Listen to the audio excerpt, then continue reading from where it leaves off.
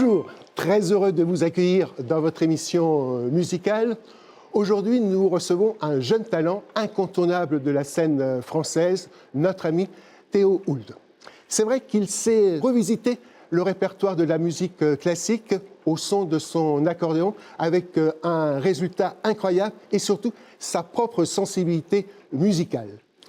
Au mois de mars dernier, il a été sélectionné dans les victoires de la musique classique dans la catégorie Révélation soliste. On va bien sûr découvrir son parcours. On écoute notre premier titre de notre ami Théo.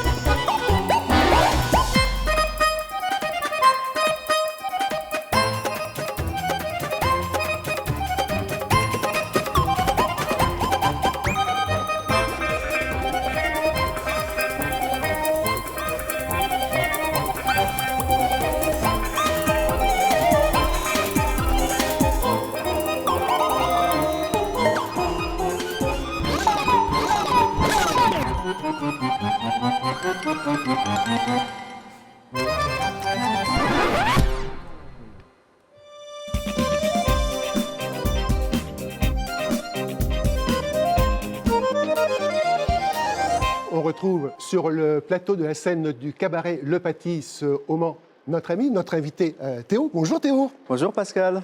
Alors c'est vrai que tu fais partie de cette nouvelle génération qui souhaite vraiment apporter une touche dans cette histoire de l'accordéon, surtout en musique classique. D'où vient cet amour pour la musique classique ? Je pense qu'il me vient de très petit. J'écoutais beaucoup la musique de Mozart au travers du film Amadeus de Milos Forman. J'ai découvert la musique classique comme ça et je n'ai pas pu m'empêcher de vouloir l'imiter. Je reproduisais les chorégraphies du geste devant ma glace. Je faisais des concerts où je diffusais le film et je dirigeais. Donc ça me venait vraiment très très tôt. Et l'accordéon ? Alors l'accordéon, ça a été vraiment quelque chose de visuel quand j'ai vu l'instrument. Alors il faut se mettre dans les chaussures d'un enfant de 6 ans. J'ai tout d'abord vu un jouet, c'était une machine à écrire, c'était les commandes d'un vaisseau spatial et j'ai voulu faire de l'accordéon pour jouer avec au sens premier du terme. Ah, pour jouer avec ? Oui, tout à fait. Je le mettais sur ma table et je tapotais, je jouais à monsieur le maire qui tapait ses petits contrats. À quel moment il y a eu le renversement de situation pour découvrir l'instrument ? Alors, le renversement s'est fait progressivement, je dirais, du collège jusqu'à mon entrée au Conservatoire supérieur de Paris. Donc, entre 12 et 18 ans, progressivement, j'ai arrêté de jouer à l'accordéon pour jouer véritablement de l'accordéon. L'apport du Conservatoire de Paris, c'est important pour toi? Oui, bah c'est immense, mais d'abord et avant tout parce que d'un coup, on se retrouve au cœur d'un bouillonnement culturel, déjà d'une ville culturelle, où juste à côté du conservatoire, on a la Philharmonie, on a la Cité de la Musique, l'Opéra, qui fait partie des plus belles maisons au monde. Au conservatoire, on découvre d'autres instruments, d'autres instrumentistes, d'autres matières, et c'est vraiment ça qui permet aussi de s'ouvrir véritablement sur la musique, sur les musiques. Tu as été nominé dans les Victoires de la musique au mois de mars dernier. Quel était ton ressenti? À la fois une grande fierté, un certain achèvement aussi, puis une reconnaissance de mes pairs, de tous ces acteurs de la musique classique. Et puis c'était surtout, comment dire, beaucoup d'exaltation, parce que d'un coup on se retrouve sur une chaîne à grande audience, on est dans un opéra magnifique avec un orchestre, l'occasion de prouver, un peu de montrer ce qu'on sait faire, ce qu'on aime faire, et c'était vraiment une expérience formidable. Ça t'a ouvert des portes? Ça a en quelque sorte validé mon profil. Certains organisateurs pouvaient avoir envie de me programmer, mais faute de renommée, de notoriété, c'était difficile et ça a un petit peu accéléré ce processus-là. Je te propose d'écouter un titre qu'on va découper en deux parties. Oui. Alors quel est ce titre? Alors il s'agit de la Chaconne de Bach. C'est une pièce originellement écrite pour le violon qui a été transcrite par Ferruccio Busoni, un pianiste du 19e siècle. C'est une pièce très forte que Bach a écrite à la mort de sa femme, de laquelle il était très proche. Et la pièce étant un peu longue, elle dure environ 13 minutes. On va ici la découper en deux parties. Eh bien, on découvre.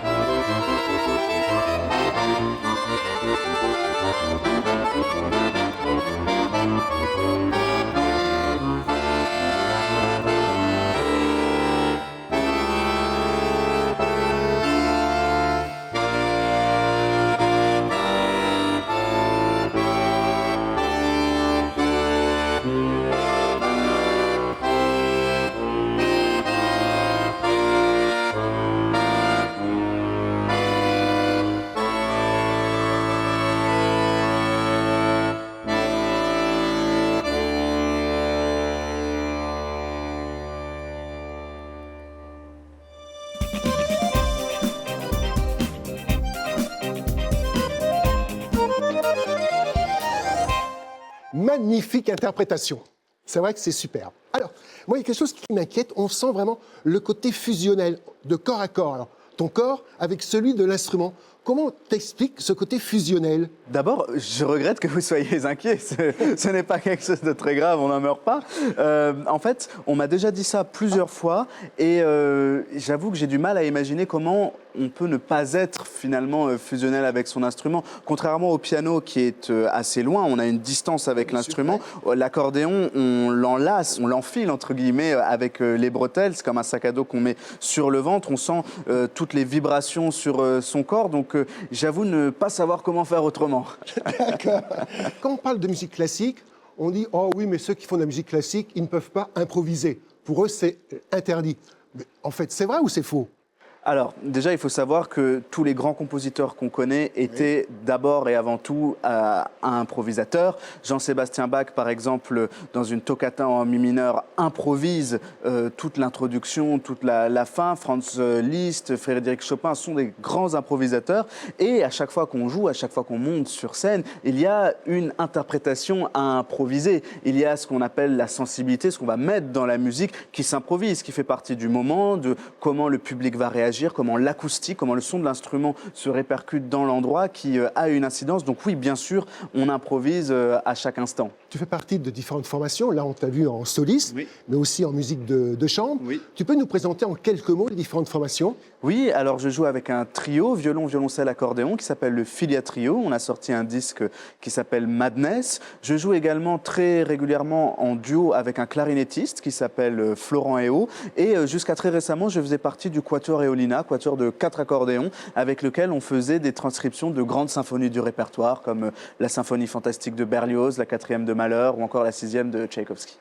Quand tu es en soliste, en concert, qu'est-ce que tu souhaites apporter au public? Brassens répondait très bien à ça. Il disait « Oh, si on peut apporter ne serait-ce que 4-5 minutes de plaisir aux gens, je pense que ce n'est pas une mince affaire. » C'est ce que j'essaye de faire, d'apporter un peu de plaisir tout simplement aux gens.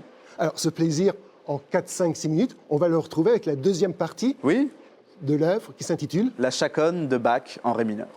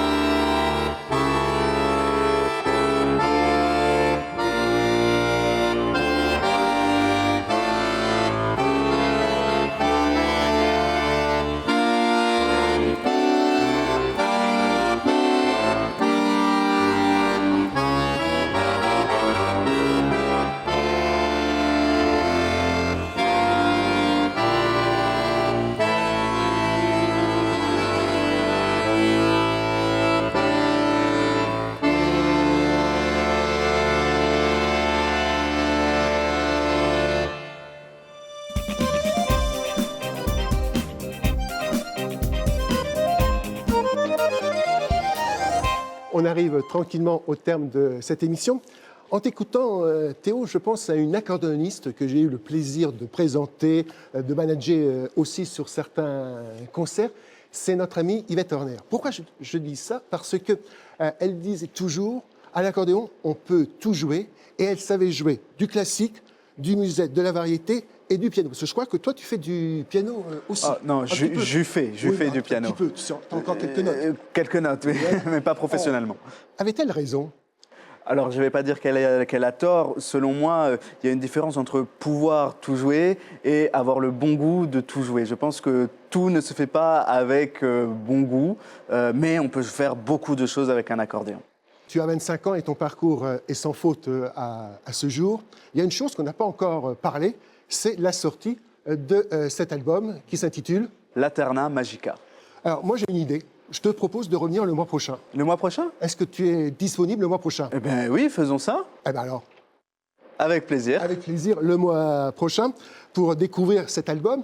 De toute façon, on retrouvera notre ami Théo dans la séquence bonus de Nacre pour un mini-concert, avec bien sûr aussi la séquence couleur de Nacre de notre ami Fabien Laure. Le tournage de cette émission a lieu au cabaret Le Pâtisse au Mans. Vous pouvez retrouver toute la programmation sur leur site internet. Alors, pour nous quitter, je te propose tout simplement d'écouter quelques notes. Oui. Et puis on commencera l'émission avec le titre en entier le mois prochain. Avec plaisir. On se retrouve le mois prochain avec Théo. Et d'ici là, vive la musique!